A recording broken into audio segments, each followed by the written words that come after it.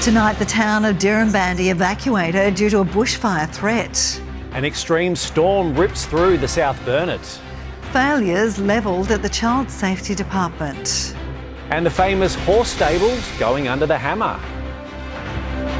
This is 7 News with Joanne, Desmond and Nathan Spurling. Good evening, thanks for joining us. Good evening. Daren Bandy residents are anxiously waiting to return home after a bushfire sparked an evacuation warning for the town. Tonight, firefighters are battling heatwave conditions as the warning to stay away remains in place. A wall of flames greeted firefighters, spreading quickly and travelling dangerously close to Daren Bandy. I've got animals out there. I'm sorry. You know how they're going, or? Farmers watched helpless as thick smoke surrounded crops, water bombers assisting from above. We didn't really know what was kind of happening. The first evacuation warning to leave immediately was issued at 8 last night. The township, 280 kilometres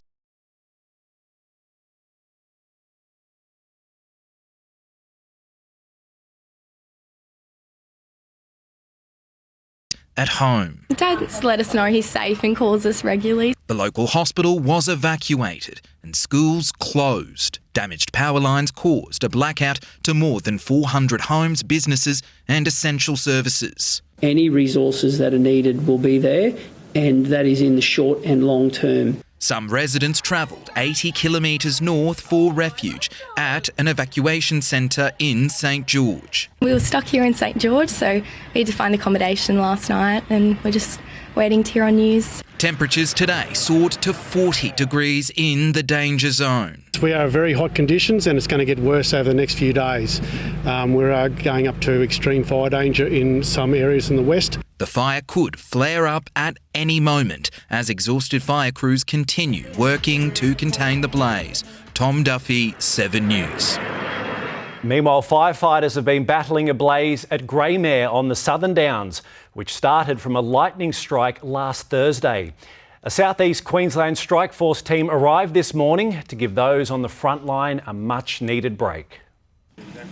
Rural firefighters from the Sunshine Coast were briefed about the dangerous conditions this morning before hitting the dirt tracks to the fire grounds. Today's going to be 36 plus degrees, so just be mind yourself, have your rest breaks, look after yourselves. We're happy to come down on to help out the local crews. You know, they've been pretty busy, so and it's a good opportunity for us to do some get experience. A lightning strike sparked the bushfire in rough mountainous terrain west of Warwick. Currently the fire is, our containment line is about 22 kilometres around and it's about 2,200 hectares. The strike team will rely on drones and aerial mapping software to see inaccessible areas of the fire until Friday. There was been a few properties. I don't believe they were ever under immediate threat, but certainly in the firing line. The Southern Downs community is hoping forecast showers will arrive. Hot conditions are expected to continue over the next few days and residents are being urged to go over their bushfire survival plan. These sorts of fires, lightning and bits of sparks can happen very quickly.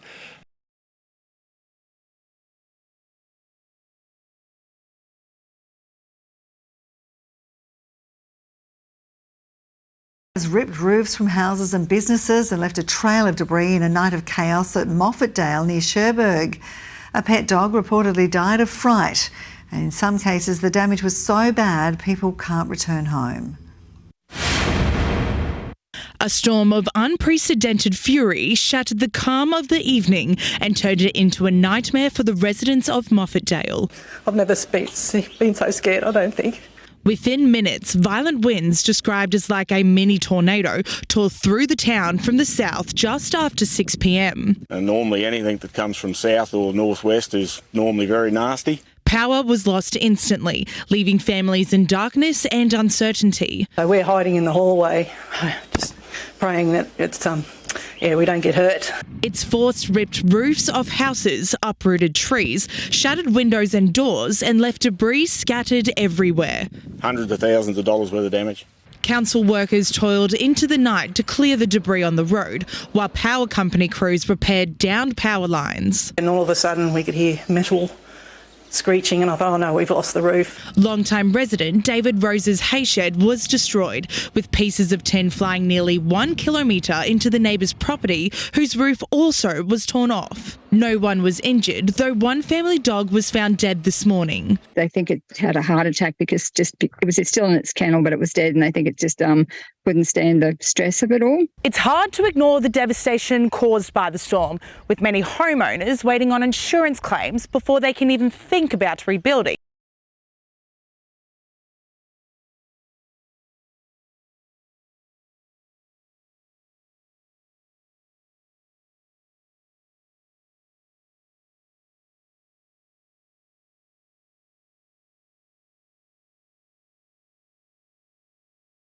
News. Toowoomba's mayor wants the city to play a bigger role in the Brisbane Olympics. Jeff McDonald is urging the member for South Toowoomba to make good on his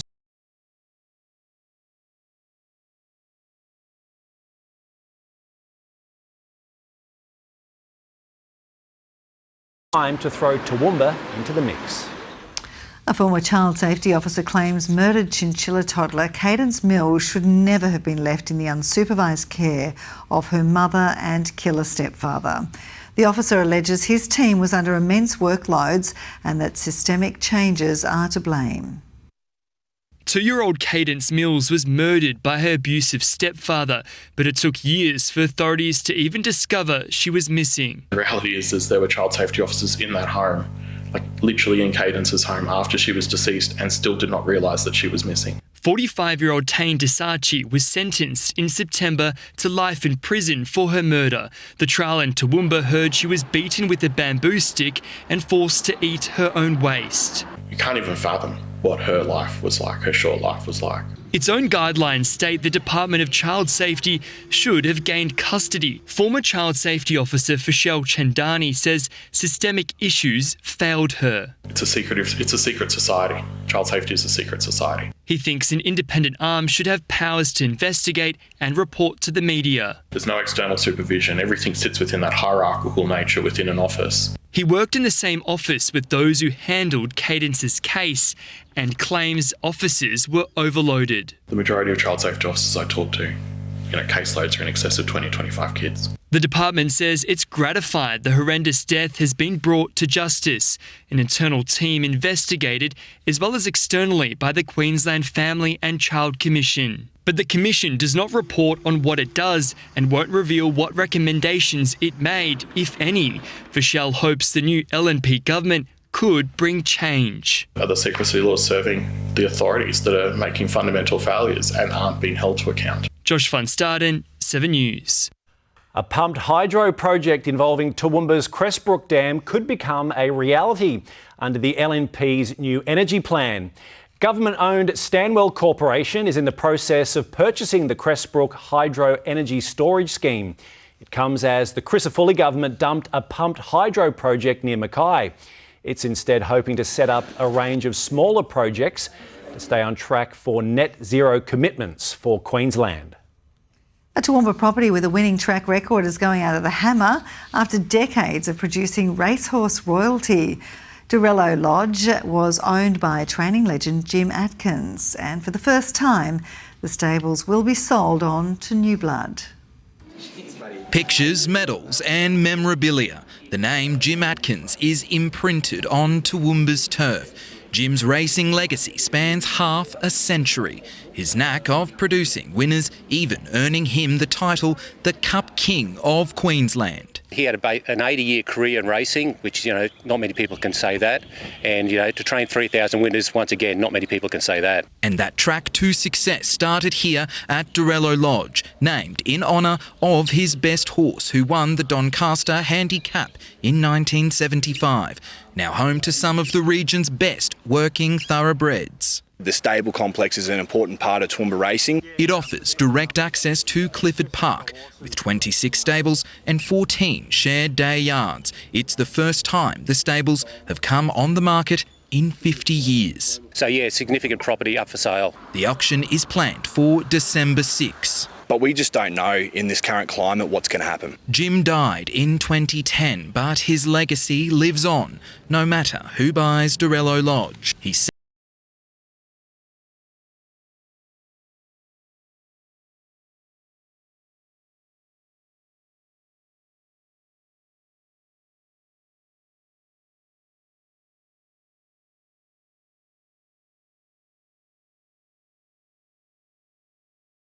of snakes to their kids.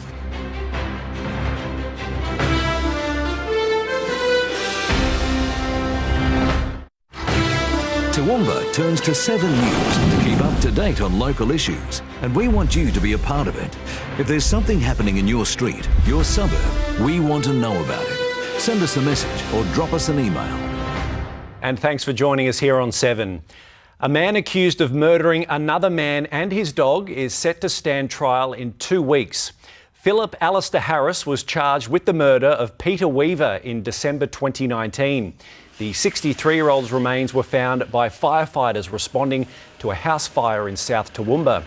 Mr Weaver's dismembered dog was also located in the same room at the Rivet Street home. The accused will face the Toowoomba Supreme Court for 2 weeks starting November 18. Parents are being urged to educate their young children about the dangers of snakes. The reptiles are becoming more active as the weather warms up, with an alarming number of Queenslanders having been bitten. This slithery hitchhiker made for a terrifying road trip. And this little face came up in front of the windscreen and I just went, snake!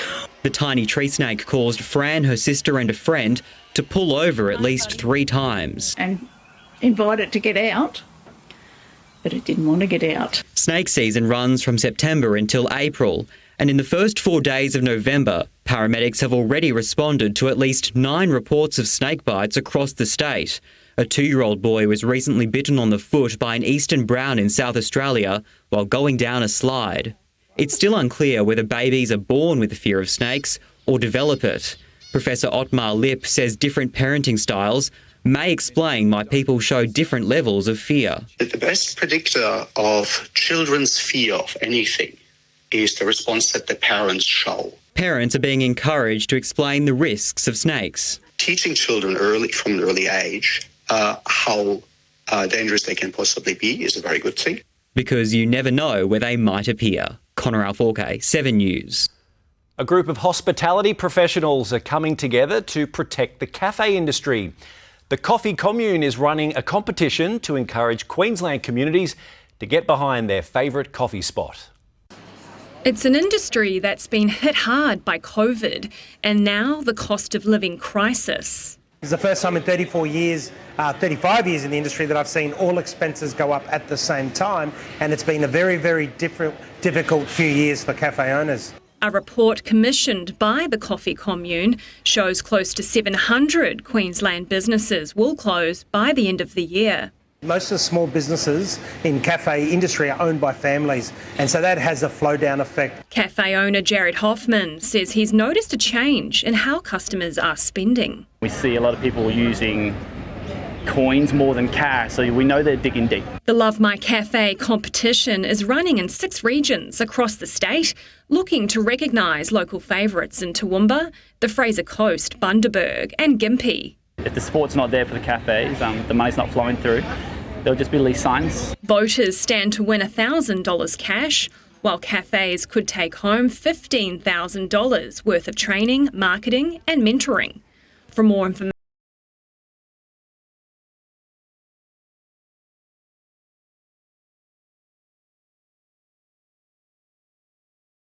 Joe. All right, well, let's have a look at what's happening in sport. Nathan, national team has arrived in Toowoomba. Yeah, Joe, the Aussie women's rugby 7-side train late this arvo. It's all ahead of a couple of trial games tomorrow, while harness racing returns to Warwick this weekend.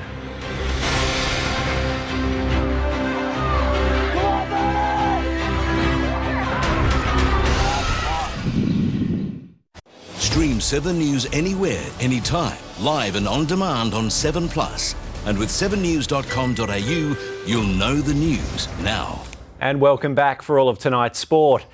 Australia's women's rugby sevens squad arrived in the Garden City late today and they're ready to put on a show for Toowoomba fans. The national squad will tomorrow play intra-squad trial games at the Toowoomba Sports Ground. There's 2 matches at 5 p.m. and 8 p.m, which will be crucial for World Series selection.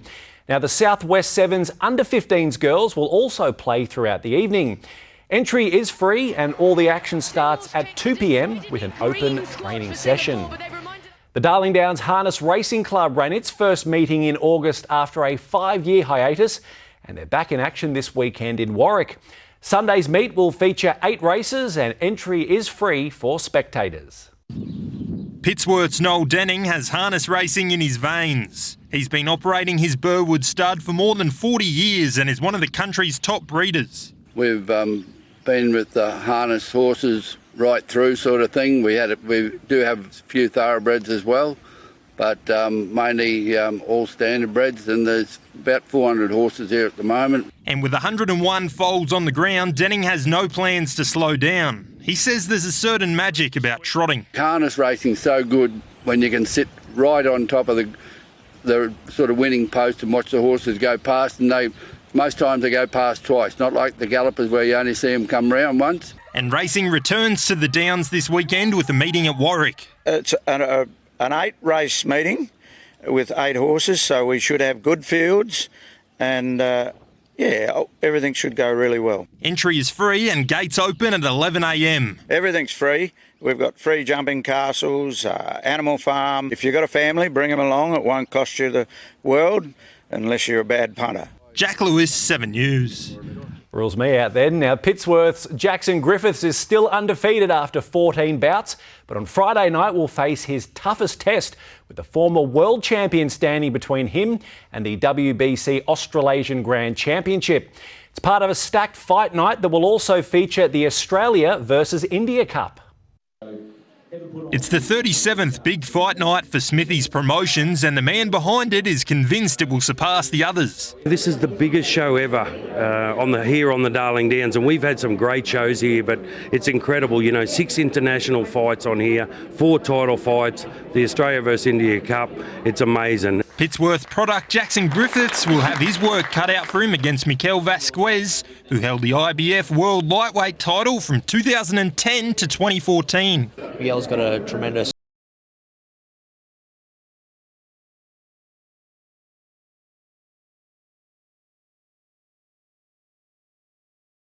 I just feel like this time now I've just been lifted another level. And while Vasquez admits he's on the back end of a storied career, he's carrying plenty of confidence. I know I have very experience for win this fight. It's a huge honour to have him here. It's a great challenge for us. It's a calculated challenge, something that we've gone after. I've got great faith in Jackson Griffiths, Stoneleigh, in this fight. Kiwi turned Toowoomba resident Herman N.A. Purcell will be back fighting in the Garden City, this time representing the country in the Australian versus India Cup. Very excited. I believe we've got a good team there, and I'm believing that the cup is going to stay with us here in Australia. Jack Lewis, 7 News. How good is that, Joe? Australia versus India in the boxing, then leading into the cricket. Aussie, Aussie, Aussie. Yeah, absolutely. All right, thanks for that, Nave. Stay with us after the break. Livio joins us with all the weather details.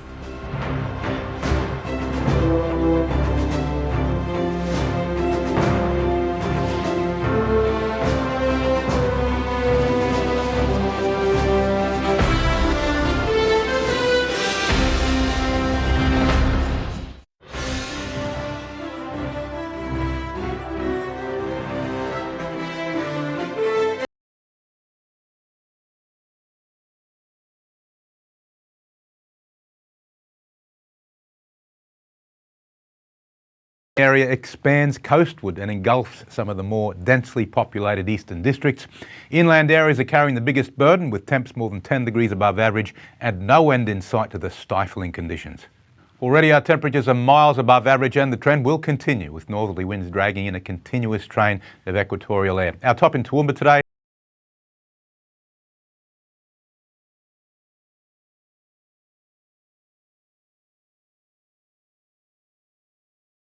We were expecting those, but a lot more isolated than they have been. And of course, some more storms further west, just ahead of the inland trough, which you'll see in just a moment. Let's have a look at today's chart. The inland trough is basically the delineator of the heatwave conditions because ahead of it, the entire state of Queensland is under the influence of those very hot northwesterly winds dragging equatorial air down. It's expanded the heatwave area almost to the coast and certainly over the southern half of Queensland. On tomorrow's chart, that trough starts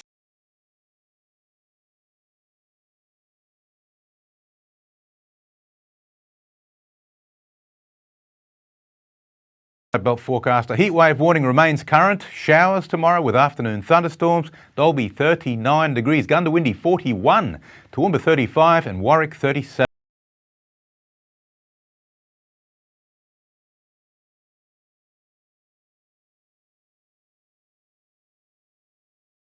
Climax at the end of this week before dropping to slightly more comfortable numbers next week.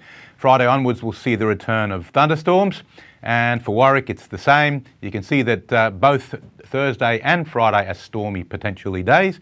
We'll remain in the high 30s until Sunday and then we drop to 28 by Monday, and for Dalby we also have a substantial